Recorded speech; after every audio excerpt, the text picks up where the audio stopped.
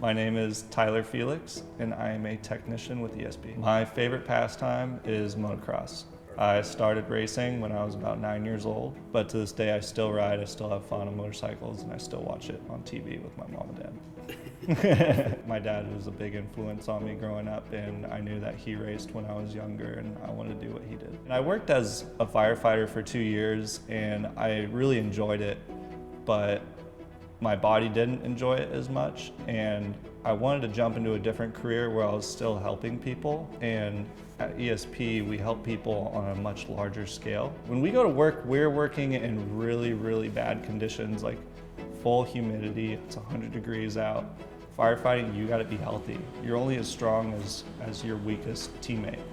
And I think that's a really big thing in the field with ESP. Personally, I haven't experienced it yet, obviously.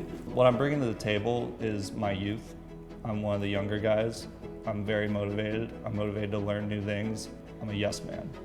Every time someone asks me to do something, even if I've never done it before, I'll tell them, hey, I've never done this, but I'm willing to give it a try. Whether it's operating a forklift or working on generators, anything. But so far, everyone that I've met, I've had a great relationship and I've enjoyed working with them a lot.